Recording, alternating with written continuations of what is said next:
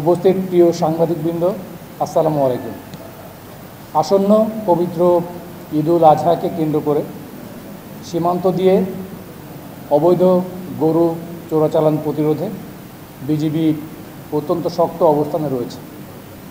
আপনারা সকলে অবগত আছেন, বিগত কয়েকদিনে রাজশাহী বিজিবি উল্লেখযোগ্য সংখ্যক ভারতীয় গরু আটক করতে সক্ষম হয়েছে এবং গরু চোরাচালান সিন্ডিকেটের 2 জন সদস্যকে ইতিমধ্যে আমরা আইনের আওতায় নিয়ে এসেছি। বাংলাদেশে চাহিদা অনুযায়ী পর্যাপ্ত পরিমাণ দেশীয় গরুর মজুদ রয়েছে। সীমান্ত দিয়ে অবৈধ গরু চোরাচালানের কারণে স্থানীয় কোনো খামারি যেন ক্ষতিগ্রস্ত না হন, এই ব্যাপারে বিজিবি সর্বোচ্চ প্রতিরোধমূলক ব্যবস্থা গ্রহণ করেছে।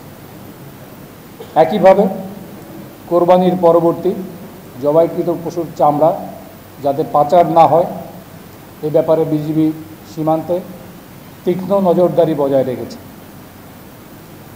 আমাদের দীর্ঘ এই ঈদের ছুটিতে দেশের জনগণ যেন শান্তিপূর্ণভাবে, নির্বিঘ্নে এবং উৎসবমুখর পরিবেশে ঈদ উদযাপন করতে পারে, এজন্য বিজিবি সীমান্তের নিরাপত্তা বিধানসহ অভ্যন্তরীণ আইনশৃঙ্খলা রক্ষা, ঈদের জামাতের নিরাপত্তা এবং নিরাপত্তা সংক্রান্ত অন্যান্য যে কোনো বিষয়ে দায়িত্ব পালনে সদা সচেষ্ট এবং সতর্ক রয়েছে।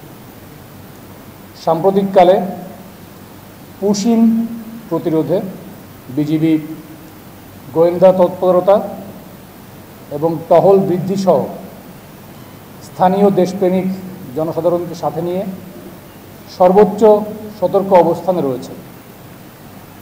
এই পর্যন্ত আমাদের রাজশাহীর এলাকায় পুশিন সংক্রান্ত কোনো ঘটনা ঘটেনি, তবে দেশের বিভিন্ন স্থানে বিক্ষিপ্ত কিছু পুশিনের ঘটনা রয়েছে, যেখানে যথাযথ প্রক্রিয়া অনুসরণ করা হয়নি।